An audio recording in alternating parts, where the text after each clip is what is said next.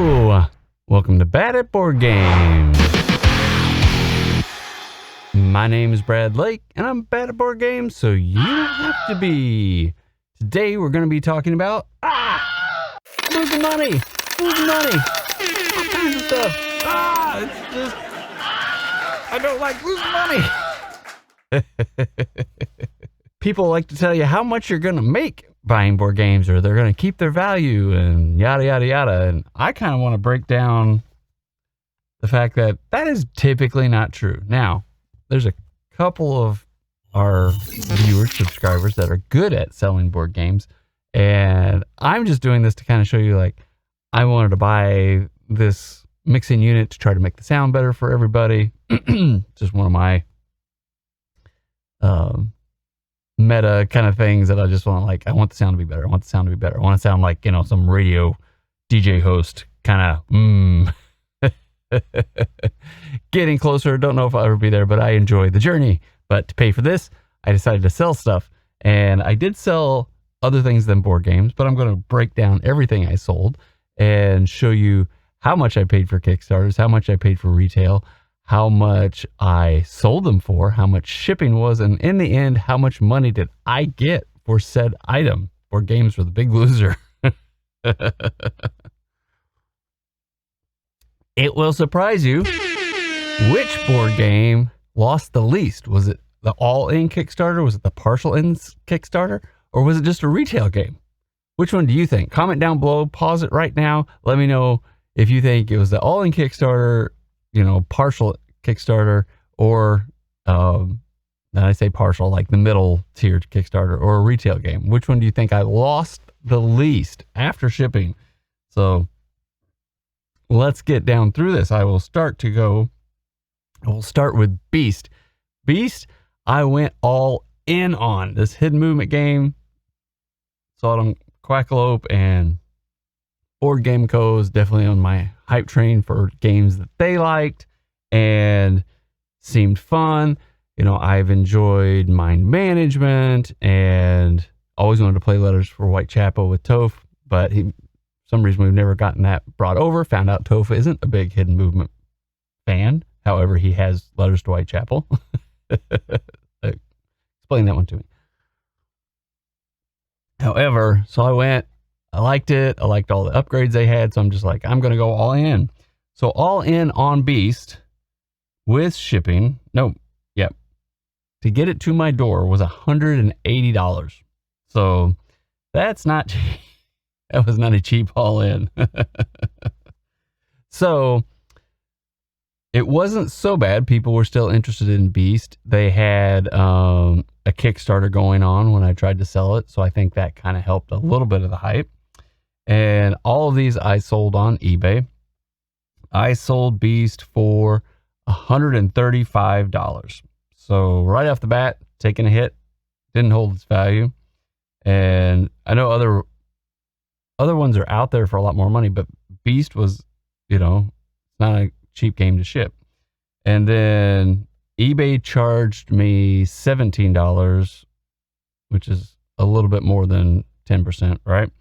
So I don't know what their percentage is. It seems to fluctuate depending on where it is and how many things are selling. I'm not 100% sure how they do the charging. And then I paid $19 in shipping. So I got, that's a loss of $82. So I paid $180 and I lost $82. And so that means I made $98. So Beast was, that one hurt. And I kind of got, once I got that one under my belt, I kind of figured, like, okay, this is the way these are all going to go this way. Right off the bat, 50% loss. Think of it that way. I then sold a little camera I had, and this is the non-board game part of the channel. But I sold a Panasonic Lumix G. It was older. I was trying to do something with the channel with like a second camera. Had it over here. Couldn't get color quite right. Always seemed to have like a warm yellowish color. So I kind of made it look like a movie screen and things. But I wanted to get this thing and make the sound better, and I hadn't been using it for a while. So I bought that for around $300, and I sold it for $214. So it didn't drop that much, about $100, 30% loss. And then eBay charged me $11, and then shipping that was $17. And then, so I got $186 to me, and I lost $114 with shipping and eBay charges and so forth and so on. So all in all, not too bad. The camera lens that came with this camera. So this is a really nice camera, and doesn't have the shut off. Most digital cameras shut off after 30 minutes or 20 minutes, or some law that they tax things differently when they go beyond that. Camera companies are finally figuring out that like they're getting used more for video than YouTube, and I guess they're basically willing to start paying for the taxes. So this one doesn't shut off, so Toph and I can sit here for like hours on end, and it still records in one big chunk. That came with a lens that wasn't stock. My wife, who is a photographer, gave me this one, and it's way better. And so that lens, I was able to sell that stock lens off this camera for $336. The lenses, if you're in the industry, you understand, they never lose their value. You want them to, but they never do. You'll take a little bit of a hit, but you're not going to lose 50%. You might like lose 10 or 15%. So I got $336 for that. eBay socked me with a $50 charge on that one, $49. And then it was $12 to ship. And so I got there's my doggy, $276 for that. So that was the majority of paying for this, but we will continue. Now with the next game on the list, we had Massive Darkness. So Massive Darkness, I got for around $80 off of eBay, free shipping. Might have been, $85 or something, but it wasn't expensive. CMON Massive Darkness. Wanted to do a dungeon crawl, go through the whole campaign, give you my thoughts on it. Did it live up to the hype? Things like that. So I was able to sell that for $104 on eBay.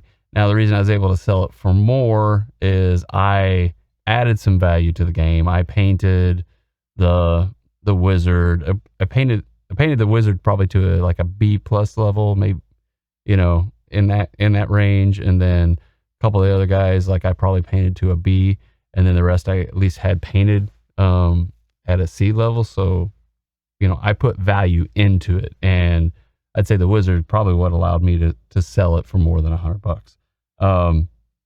So that's something you can do to your games if you're willing to. I wouldn't, if your time is worth 0, at least you can make it a little bit nicer for somebody, so that then it is worth and doesn't lose money when you're trying to sell it. eBay charged me $14 for that, which was over 10%.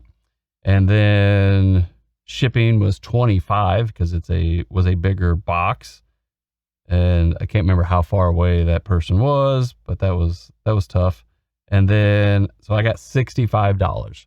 So I lost $15 on that deal, not including paints and my time. So that one, that is a way to boost your lack of loss. I don't know. That doesn't make any sense. So, so come on, laugh along with me. I can make, when I laugh, I'll just probably try to hit that button. So Lobotomy was my next one, and I bought Lobotomy and like 2 other packs with it. The Jazza expansion, which had Jazza and Bob Ross and a Salvador Dali in it. And then I bought the Villains Ward expansion, which had like Penguin, Harlequin, and the Joker in it. All in all, Lobotomy wasn't too cheap. Did get to us fast. The company is more of a miniatures company than a board game company, and that kind of showed through. Tom Vasel even said, like, the first one had some. He didn't like the first one so much. It wasn't that he hated it, but like the second one was a better implementation than the first, but he didn't like the second one. I was really hoping to get Zombicide, the kitschy, funny, pop culture with all the, like they had Heisenberg in there, and then they had Harry Potter, and like I thought it was going to be more Zombicide-ish. It is dungeon crawl hard. And so it was so fiddly. It just wasn't fun to table. So I paid $162 for that game, and I sold it for $110, and I had painted some of that. And so that's definitely like not a lot of people knew about the game. Kickstarter did decent. It wasn't like a, $500,000 or $1 million, but that's where you get a game, not a lot of people know about it. There's not a lot of demand for it. So even though I'd painted quite a bit of that game. It didn't really increase the value of it. I think I just was able to sell it really. If I hadn't painted anything, it would have been the same. Then eBay only charged me $9. So like I said, Massive Darkness, they charged me $14. Lobotomy, they charged me $9. I don't know how eBay scales their stuff. That one was heavy and bigger and cost me $27 to ship. So I lost $88 on that deal, and I made $74. So over half, 60%, somewhere in there. That's not funny, but we'll laugh about it anyway. Now is this the big loser? This might be the big loser. All right. Lords of Ragnarok. I got middle tier. So I got like the base game, and it came with the, all the Kickstarter stuff with this a 5th player expansion. And then I got the terrain pack, which I like the terrain. And I think that's the only add-on I had, but it came with something else, right? Like some other little whatevers. So not all in, but I paid $209 for that Kickstarter, including shipping to get it to me. And then that one, so shipping, I was estimating, because of the prices I'd seen in some of the others, and this one was so much bigger, I was estimating the shipping to be around $40 or $50. And so I was putting that in there, and I had this like on eBay. I was trying to sell it for like $125 with $40 or $50 shipping, or $140 with $40 or $50 shipping, that kind of thing. And it wasn't going. So what I ended up doing is I put it at $195, and then shipping was free. That allowed it to sell. But however, shipping costs were even more than I thought. So I sold it for $195. eBay took $29 of it. And my shipping costs, because I had to split it into 2 different boxes, was $62 total, because it was going all the way out to California. And then that's a loss of $104. So basically another 50% loss on Lords of Ragnarok. So I made $105 on that. So that was, when they say they're going to hold their value, like I know there's a few of you who are good at selling. You get the game, you play the game, you find out it's not for you, or you're ready to move on. You kind of have to like flip those games quickly, or you're going to have to get it and try to just flip it immediately.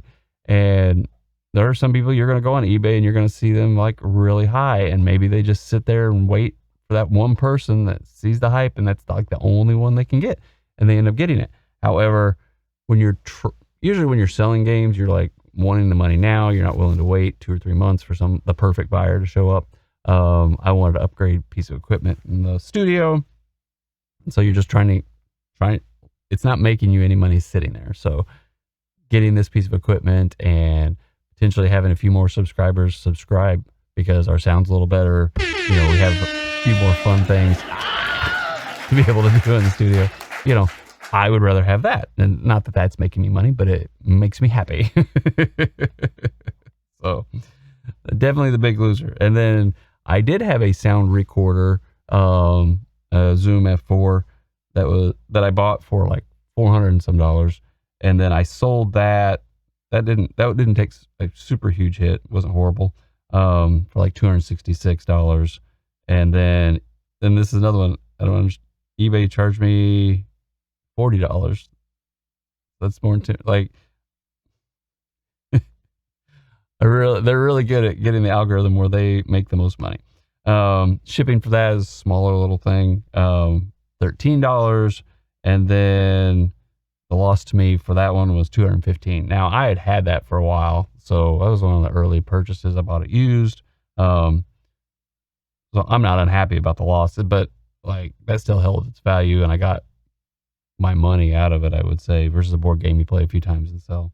So my loss on the Zoom F4 was $219. So I made more than enough money to pay for this, a couple $100.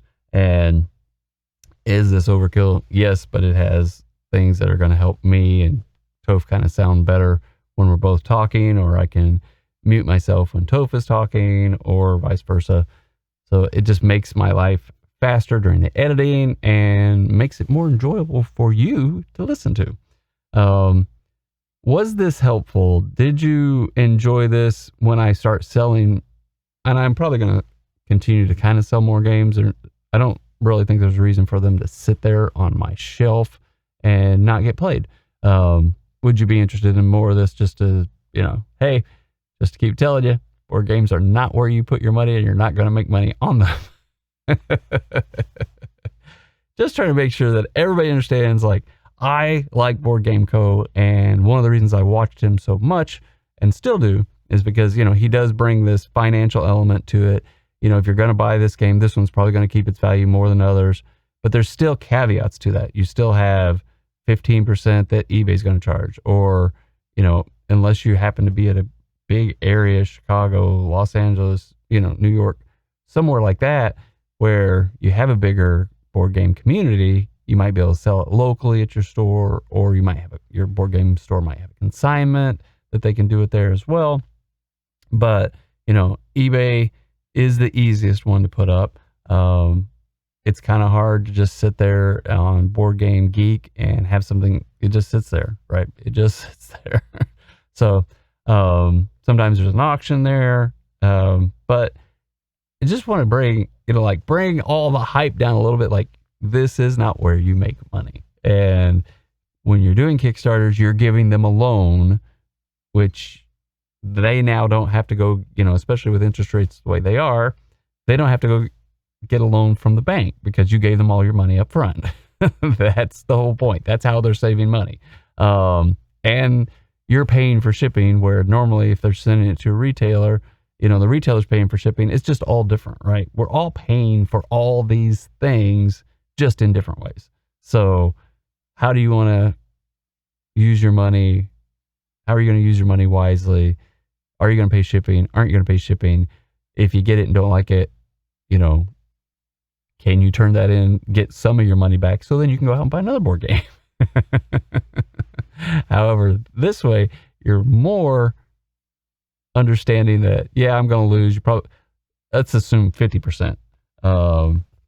I will put it up like right here. Like on average, I would say I lost 50 more than, let's see. So Massive Darkness, the biggest winner, the thing I lost the least on, was a retail game, not a Kickstarter, that I finished. So I lost $15 out of 80.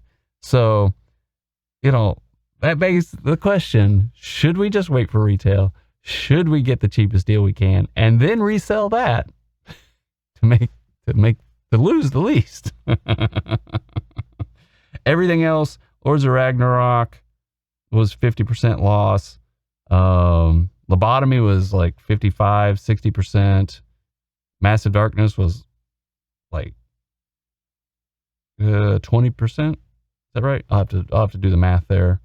And then Beast was almost 50%. So just realize that it's kind of like, let's talk about that more often in board games, that, hey, they're fun, financially not a good investment. We all want to just enjoy them and get our money's worth out of it because of the time and the number of plays. Now, if you're interested in how I value my board games, I'll try to put a little link up here or down there. I did talk about value per play and the games that I have the worst value because I haven't played them as much. Golem's on there. I paid full retail for that and I haven't played it enough times yet. So anyway, keep commenting down below. Love to hear your thoughts, and we'll go from here. If you haven't hit subscribe and you like this kind of content, look, we do awesome board game things here.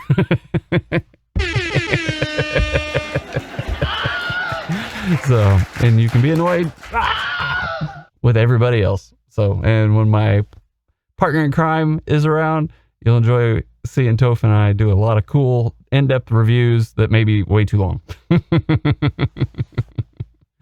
And just remember, no matter how you play, whether it's solo, with family, or friends, enjoy whatever you are bringing to the table.